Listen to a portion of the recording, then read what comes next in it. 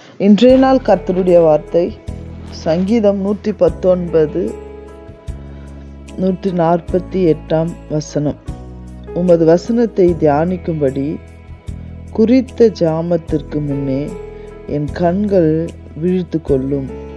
ஆம் தேவ பிள்ளைகளை, காலங்களும் நேரங்களும் அல்ல ஆண்டவரை துதிப்பதற்கும் ஆண்டவரை மகிமைப்படுத்துவதற்கும் ஆண்டவருடைய வார்த்தையை தியானிக்கும் பொழுது தாவீது இப்படியாய் சொல்லுகிறாரு, உங்களுடைய வசனத்தை தியானிப்பதற்காகவே நான்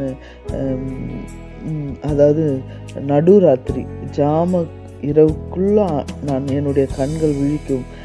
நம்முடைய கண்கள் கர்த்தரை விழித்து கொண்டு கர்த்தரை ஆராதிக்கிறதும் கர்த்தரை மகிமைப்படுத்துறதும் கர்த்தருடைய வார்த்தையை தியானிப்பதுமே நம்முடைய இருதயத்தின் வாஞ்சையாக இருக்க வேண்டும். கண்கள் என்பது மனுஷனுடைய தூக்கத்திலிருந்து விழிச்சிட்டு வர மனுஷன் சரீரத்துடைய கண்கள் மாத்திரமல்ல, நம்ம இருதயத்தின் கண்களும் எப்பொழுது விழித்திருக்க வேண்டும். ஒரு ஜாமக்காரனை போல நாம் விழித்திருக்க வேண்டும்.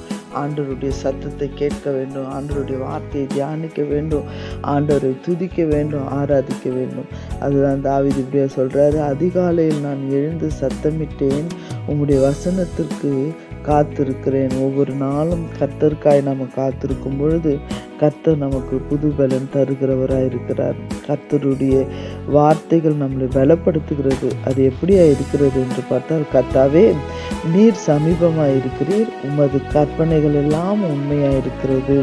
ஆண்டவர் சொல்லுகிற கற்பனைகளும் கட்டளைகளும் நம்மளுடைய வாழ்க்கையில் அது நம்மளை ஜீவிக்கவும் நடத்தவும் செய்கிறது மாத்திரமல்ல, கர்த்தாவே நீர் சமீபமாக இருக்கிறீர். நம்ம மிட் நைட்டில் எழுந்து ஆண்டவரை துதிக்கும் பொழுதும் ஆராதிக்கும் பொழுதும் இரவும் பகலும் கர்த்தருடைய வார்த்தை தியானிக்கும் பொழுது எல்லா வேலையிலும் எல்லா நேரங்களிலும் அவர் நம் பக்கத்தில் இருக்கிறார், அவர் நம் சமீபத்தில் இருக்கிறார். அதை உணர்ந்து நாம் இந்த நாளில் வாழ்வோமாக, கர்த்தரை தியானிப்போமாக. God bless you.